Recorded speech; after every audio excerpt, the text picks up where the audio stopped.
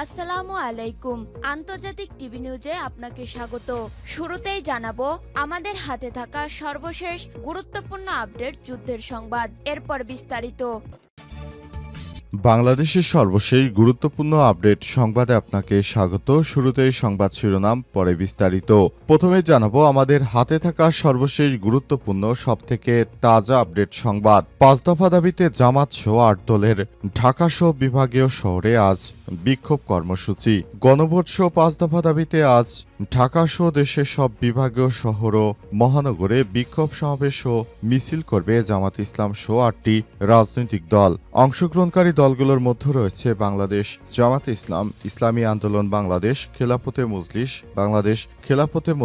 বাংলাদেশ নেজামে ইসলাম party, Bangladesh খেলাফতে আন্দোলন, জাতীয় গণতান্ত্রিক পার্টি জাকপা এবং বাংলাদেশ ডেভেলপমেন্ট পার্টি বা বিডিপি।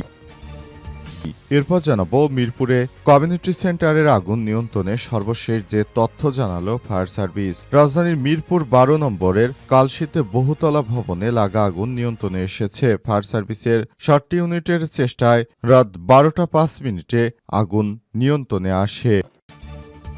এদিকে আরপিওর খসড়া পরিবর্তনে চিঠি দেবে বিএনপি বললেন সালাউদ্দিন আহমেদ। নির্বাচন সংক্রান্ত আইন গণপ্রতিনিধিত্ব আদেশ আরপিও সংশোধনের খসড়ায় আপত্তি জানিয়েছে বিএনপি। দলটির স্থায়ী কমিটির সদস্য সালাউদ্দিন আহমেদ বলেছেন, খসড়াটিতে প্রয়োজনীয় পরিবর্তন আনতে শীঘ্রই সরকার ও নির্বাচন কমিশনকে আনুষ্ঠানিকভাবে চিঠি দেবে বিএনপি।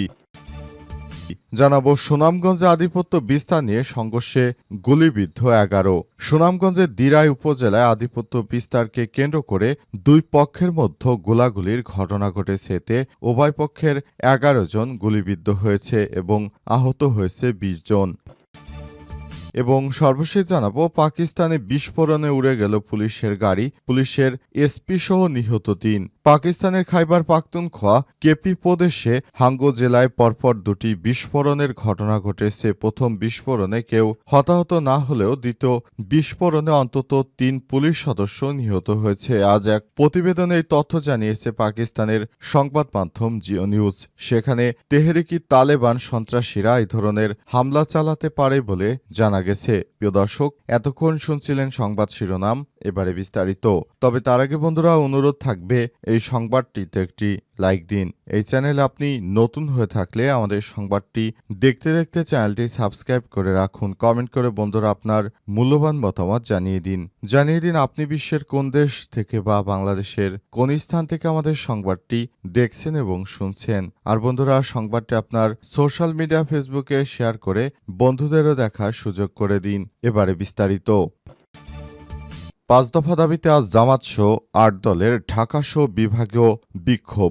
গণভোট ৫ দফা দাবিতে আজ ২৫শে অক্টোবর ঢাকা সহ দেশের সব বিভাগীয় শহর ও মহানগরে বিক্ষোভ সমাবেশ ও মিছিল করবে জামাত ইসলামী সহ ৮টি রাজনৈতিক দল। অংশগ্রহণকারী দলগুলো হচ্ছে বাংলাদেশ জামাত ইসলাম, ইসলামী আন্দোলন বাংলাদেশ, খেলাফতে মজলিস, বাংলাদেশ নেজামে ইসলাম পার্টি, বাংলাদেশ খেলাফতে আন্দোলন, জাতীয় গণতান্ত্রিক পার্টি এবং বাংলাদেশ ডেভেলপমেন্ট পার্টি বা বিডিপি। গত রোববার ২০ অক্টোবর জাতীয় প্রেস ক্লাবে আয়োজিত এক যৌথ সংবাদ সম্মেলনে এই কর্মসূচির ঘোষণা দেন জোটের শীর্ষ নেতারা। তারা জানান, দাবিগুলো মানা না হলে আগামী মাস থেকে সারা দেশে আরও বৃহত্তর আন্দোলন গড়ে তোলা হবে। বিক্ষোভ সফল করতে সাধারণ জনগণ ও দলের নেতাকর্মীদের উদ্দেশ্যে দেয়া বিবৃতিতে বলা হয়েছে, জনগণের অধিকার প্রতিষ্ঠা ও গণতন্ত্র পুনরুদ্ধারের এই আন্দোলনে সকলের অংশগ্রহণ অপরিহার্য। জোটের ৫ দফা দাবি হচ্ছে জুলাই জাতীয় সনদ বাস্তবায়ন আদেশ জারি এবং তার আগামী নভেম্বরের মধ্যেই গণভোট এর আয়োজন করতে হবে। আগামী জাতীয় নির্বাচন উচ্চকক্ষ বা উভয় কক্ষে আনুপাতিক প্রতিনিধিত্ব বা পিআর পদ্ধতি চালু করতে হবে। অবাধ, সুষ্ঠু ও গ্রহণযোগ্য নির্বাচনের লক্ষ্যে সবার জন্য সমান সুযোগ সুবিধা নিশ্চিত করতে হবে। বর্তমান সরকারের দমনপীড়ন, দুর্নীতি, মানবাধিকার লঙ্ঘনের বিচার দৃশ্যমান করতে হবে। জাতীয় পার্টি ও ১৪ দলীয় জোটের রাজনৈতিক কার্যক্রম নিষিদ্ধ করতে হবে। মিরপুরে একটি কমিউনিটি সেন্টারে আগুন নিয়ন্ত্রণে অবশেষে সব তথ্য জানালো ফায়ার সার্ভিস। রাজধানীর মিরপুর ১২ নম্বরে কালশীতে বহুতল ভবনে লাগা আগুন নিয়ন্ত্রণে এসেছে ফায়ার সার্ভিসের ৭টি ইউনিটের চেষ্টায় শুক্রবার ২৪ অক্টোবর দিবাগত রাত ১২টা ৫ মিনিটে আগুন নিয়ন্ত্রণে আসে। বিষয়টি নিশ্চিত করেছেন ফায়ার সার্ভিসের ঢাকা বিভাগের উপ পরিচালক মোহাম্মদ সালেউদ্দিন। তিনি বলেছেন, আগুন নিয়ন্ত্রণে এসেছে রাত ১২টা ৫ মিনিটে। ৭টি ইউনিট আগুন নিয়ন্ত্রণের চেষ্টা চালায়, এরপর নিয়ন্ত্রণে এসেছে। প্রাথমিকভাবে আগুনে কারো ক্ষয়ক্ষতির পরিমাণ জানা যায়নি। আগুন লাগার সম্পর্কে এখনও কিছু জানা যায়নি। মোহাম্মদ সালেউদ্দিন বলেছেন, ভবনটির যে ফ্লোরে আগুন লাগে সেখানে পরিত্যক্ত মালামাল রাখা ছিল, এতে কোনো হতাহতের ঘটনা ঘটেনি। এখন আর আগুন বাড়ার আশঙ্কা নেই। আগুন নেই বললেই চলে। আগুন লাগার কারণ অনুসন্ধান করা হবে। এর আগে রাত ১০টা ১৪ মিনিটের দিকে রাজধানীর মিরপুরের কালশীতে বিবাহবাড়ি কমিউনিটি সেন্টার ভবনের ৬ তলায় আগুন লাগার খবর পায় ফায়ার সার্ভিসের সদস্যরা। এরপরই সেখানে আগুন নিয়ন্ত্রণে তারা একযোগে কাজ শুরু করে এবং সর্বশেষ রাত ১২টা ৫ মিনিটের দিকে আগুন পুরোপুরি নিয়ন্ত্রণে আসে বলে ফায়ার সার্ভিসের পক্ষ থেকে নিশ্চিত করা হয়। আরপিও খসড়া পরিবর্তনে চিঠি দেবে বিএনপি বললেন বিএনপি নেতা সালাউদ্দিন।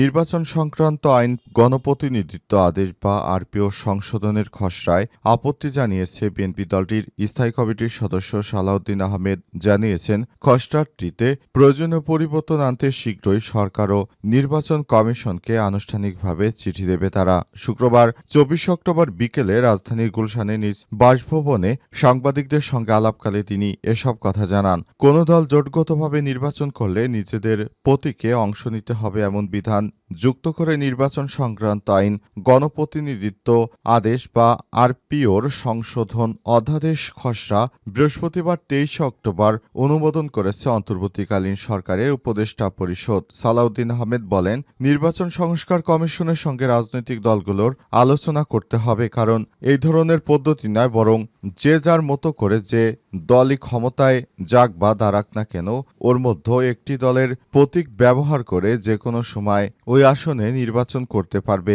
এমন বিধান রাখতে হবে। তা না হলে অনেক সমস্যায় পড়তে হতে পারে। তাই বিএনপি নেতা সালাউদ্দিন এসব কথা বলেছেন। তিনি আরও বলেন, নিজেদের প্রতীক নিয়ে দাঁড়াতে হবে, তা না হলে অনেক মানুষ আছে যারা এই প্রতীকগুলো সম্পর্কে এখনও অনেকেই তারা ধারণা করতে পারছে না।